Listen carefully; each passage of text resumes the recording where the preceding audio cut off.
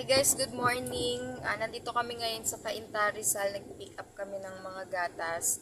Di-deliver din naman namin siya dito sa Cainta, Rizal. So mabilis lang yung biyahe namin.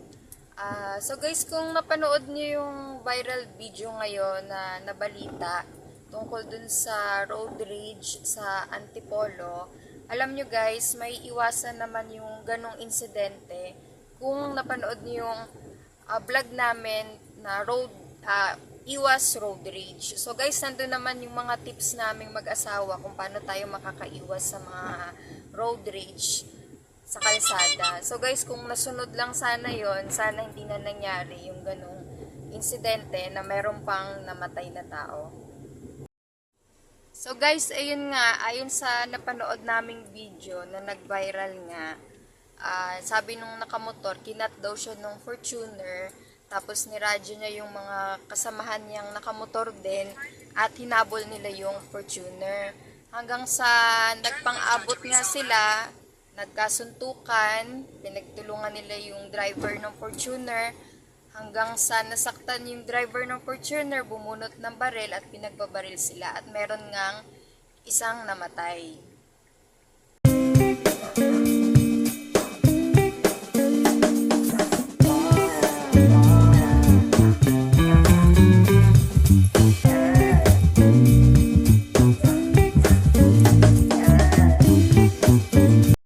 Ayun guys, sa-drop na namin yung gatas dito sa Cainta. Ngayon maghintay naman kami ng panibagong booking.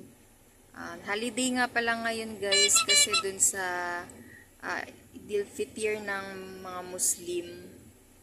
Ngayon ang katapusan ng Ramadan nila. Kaya holiday ngayon guys. Pero biyahe pa rin kami ng asawa ko.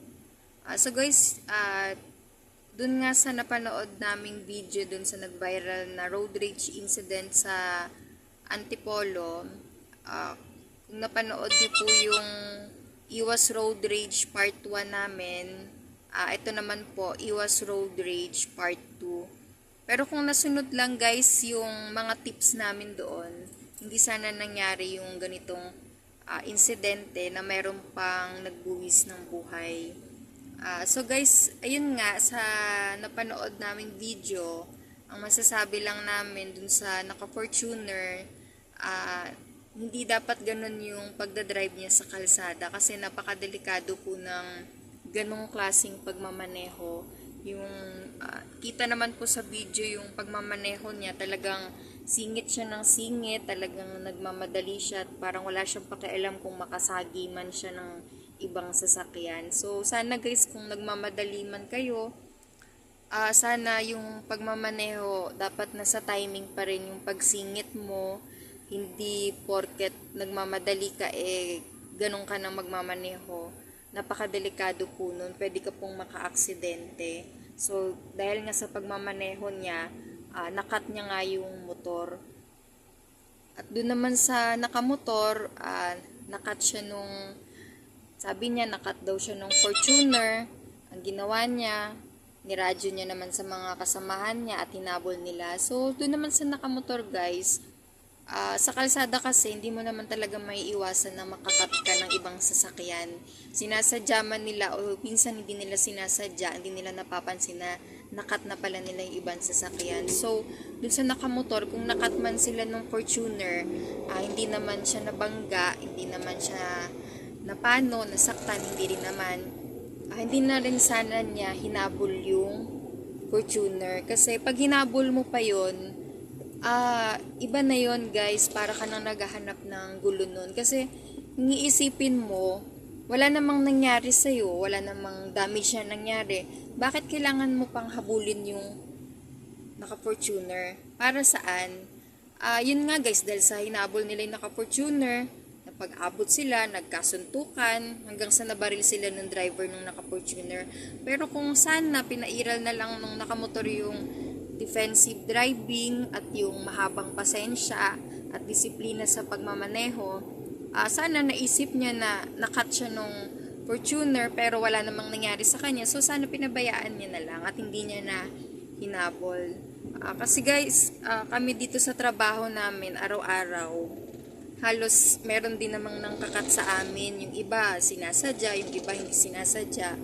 Pero kalmado pa rin yung pagmamaneho namin. Hindi namin hinahabol yung sasakyan na nakakat sa amin. Kasi hanggat wala namang damage sa sasakyan, pabayaan mo na lang, 'di ba? Defensive driving ka na lang palagi. At talagang pag nandito ka sa kalsada, dapat talaga napakahaba ng pasensya mo at dapat talaga may disiplina ka sa pagdadrive para nang sa ganun, iwas aberya, iwas aksidente, ah, lahat lang kalmado lang ang pagmamaneho. Kahit pa napaka-traffic guys, kung lahat naman ng nagmamaneho, lahat ng motorista may disiplina, wala sanang mangyayaring road rage na ganun.